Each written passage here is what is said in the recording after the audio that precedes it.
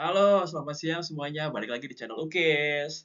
Nah, jadi buat yang belum kenal, nama aku tuh Muhammad Muklis, biasa sih dipanggil Ukis. Dan aku dari YP71A di MBA ITB. Nah, sekarang sih aku mau sharing-sharing aja nih, bagi sedikit informasi dan ilmu mengenai perspektif kebijakan makroekonomi dan moneter terhadap investasi di industri electric vehicle di Indonesia. Nah, selama presentasi ini tuh kita akan mengeksplorasi strategi ekonomi yang diterapkan di Indonesia dan bagaimana ini bisa mempengaruhi pertumbuhan industri kendaraan elektrik di negara ini. Nah, seperti yang kita tahu, mobilitas berkelanjutan ini tuh menjadi fokus global loh. Dari Indonesia sendiri tuh berambisi besar dalam industri kendaraan listrik atau yang biasa kita sebut dengan EV ya. Nah, negara kita ini punya keunggulan komparatif yang besar, terutama cadangan nikel terbesar di dunia yang amat sangat penting untuk baterai EV, serta tenaga kerja yang produktif. Lalu, strategi yang dipilih pemerintah juga adalah hilirisasi, yang berarti meningkatkan proses domestik dari bahan baku hingga menjadi produk jadi untuk meningkatkan nilai tambah dan pertumbuhan ekonomi di negara kita.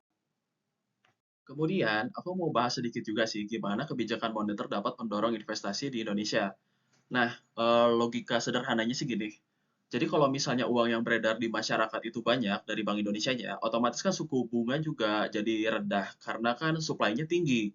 Ah, investor juga mikir dong, jadi gimana sih mereka tuh pengen dapat untung yang cepat kalau misalnya nabung di bank kan lama suku bunganya rendah. Mending diolah jadi bisnis, mending mereka investasi di usaha, di proyek supaya return-nya cepat. Nah, kondisi kayak gini tuh menciptakan daya tarik bagi investor asing untuk berkomitmen dalam proyek jangka panjang kayak EV ini di Indonesia ini. Nah, di slide ini aku punya summary dari data yang aku peroleh dari publikasinya Bank Indonesia sendiri. Data ini menunjukkan bahwa suku bunga tetap stabil sementara pertumbuhan suplai uang dan investasi terus meningkat. Nah, hal ini tuh menandakan apa sih? Nah, tandanya lingkungan investasi di Indonesia tuh kuat, di mana investor asing juga merasa yakin untuk menanamkan modalnya di negara kita, terutama dalam sektor energi terbarukan dan electric vehicle.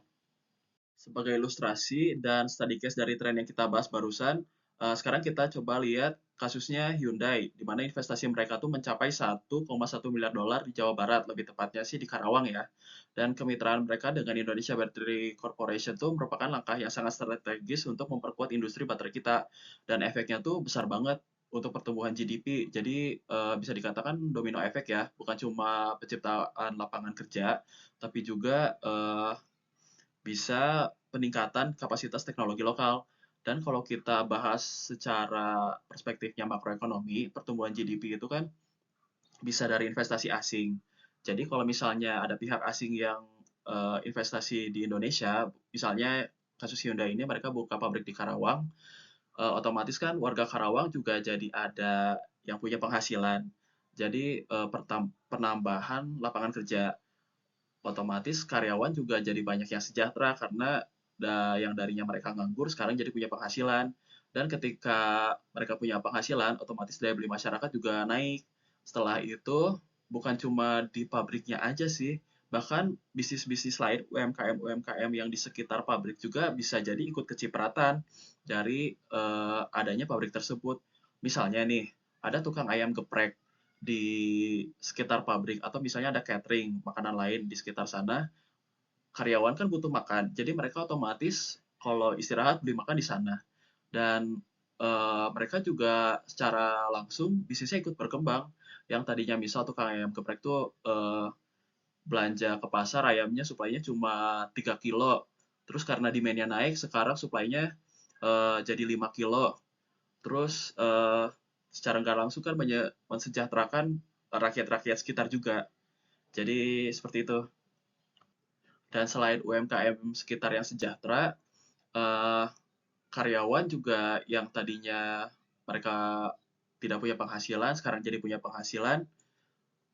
Mereka juga kan jadi bisa mensekolahkan anak-anaknya. Terus selain itu juga mungkin mereka gak menutup kemungkinan cicil rumah. Terus ya banyaklah yang sejahtera dari investasi ini. Tapi tentu aja kebijakan moneter yang kita bahas juga bukan berarti bebas dari tantangan ya, tantangannya justru banyak. Nah, dari segi teknologi misalnya, proses pengolahan kayak HPAL nih untuk nikel itu perlu ditingkatkan lagi sih masih. Terus infrastruktur juga di Indonesia, khususnya stasiun pengisian daya mobil listrik tuh Masih perlu diperluas untuk memenuhi kebutuhan kendaraan listrik yang semakin lama sih semakin banyak jumlahnya. Dan juga inisiatif yang tepat harus dilaksanakan untuk mengatasi hambatan ini tentunya. Berlanjut di presentasi ini aku mau kasih teman-teman analisis perbandingan antara Indonesia dan Thailand, yaitu mereka adalah rival kita dalam manufaktur electric vehicle. Nah, keunggulan kita itu sumber dayanya sangat besar dengan segala macam nikelnya, miningnya, tapi justru kita menghadapi tantangan nih di infrastruktur.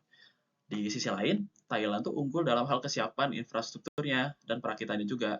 Tapi ya strategi hilirisasinya sih tetap lebih unggul kita, di mana kita menawarkan potensi besar jika diimplementasikan dengan baik tentunya.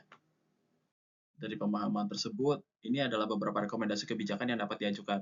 Di antaranya, ya langkah-langkah untuk mengurangi biaya produksi EV dan dapat memperbaiki infrastruktur pengisian daya juga. Nah, pemerintah dan sektor swasta harusnya sih bekerja sama dalam menciptakan sinergi yang mendukung pertumbuhan industri ini. Sebagai kesimpulan dari presentasi yang singkat ini dan juga dari sumber jurnal penelitian dan juga berita-berita yang aku baca, sebenarnya Indonesia tuh berada di posisi yang strategis loh dengan kebijakan makroekonominya. Ya, meskipun tantangannya ya pasti tetap ada dan solusi strategisnya juga mereka bisa membuka lapangan kerja dan mudah-mudahan keberhasilannya juga bisa lebih lanjut. Nah, aku berharap sih dengan dukungan semua pihak, kita bisa ngelihat industri electric vehicle ini di Indonesia berkembang lebih besar lagi. Ya, sampai sini teman-teman presentasi dari UKIS. Terima kasih banyak atas perhatian kalian semua. Terima kasih juga terutama kepada Bapak Zikri saya sampaikan. Dan untuk presentasinya, kurang lebihnya mohon maaf. Saya sangat menghargai kesempatan ini untuk berbagi wawasan kepada teman-teman dan juga pemenuhan tugas UAS saya. Sampai jumpa di lain waktu. Dadah.